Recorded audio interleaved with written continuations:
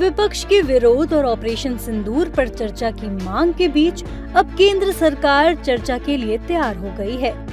जानकारी के मुताबिक केंद्र सरकार अगले हफ्ते ऑपरेशन सिंदूर पर चर्चा कर सकती है। इस चर्चा के लिए लोकसभा में 16 घंटे जबकि राज्यसभा में 9 घंटे का वक्त तय किया गया है। कुल मिलाकर दोनों सदनों में 25 घंटे तक चर्चा होगी। केंद्र सरकार के इस फैसले का विपक्षी नेता स्वागत कर रहे हैं। लोग भी तैयार हैं चर्चा पर। जैसे प्रधानमंत्री रहेंगे, बिना प्रधान के क्या बयान दें और किसको बयान दें? क्या भूल हुई, क्या चूक हुई, क्या गलती हुई, इंटेलिजेंस फेलियर रहा? कोई एक बार नहीं हुआ, पुलवामा भी हुआ, फिर पहलगांव में हो गया। और बीजेपी की सरकार का पुराना इतिहास उठाओगे, यहीं पर गोलियां चल रही थी जहां हम और आप लोग खड़े हैं।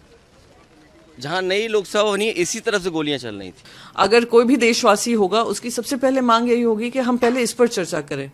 पर उसको दरकिनार कर उन्होंने जो भी बिल्स लाने की कोशिश की, उस पर चर्चा हुई। पर ये भी जो भी जब ऑपरेशन पहलगाम पे शुरुआत होगी, मैं उम्मीद करती हूँ केंद्र सरकार जवाब देगी कि ये इतना बड़ा आतंकवादी हमला हो जाता है, इंटेलिजेंस फेलियर कैसे हुआ, क्यों हुआ, किस पैमाने पे हुआ, क्यों ये आतंकवादी अब तक पकड़ में नहीं आए हैं और क्या क्या उसके बाद हमने कोर्स करेक्ट किया है। जबकि बीजेपी सांसद इस चर्चा को लेकर कह रहे हैं कि सरकार हर मुद्दे पर चर्चा को तैयार है, बस विपक्ष के सहयोग की जरूरत है। 16 घंटे लोकसभा में ऑपरेशन सिंदूर पे चर्चा हो गई, 9 घंटे राज्यसभा में हो गई।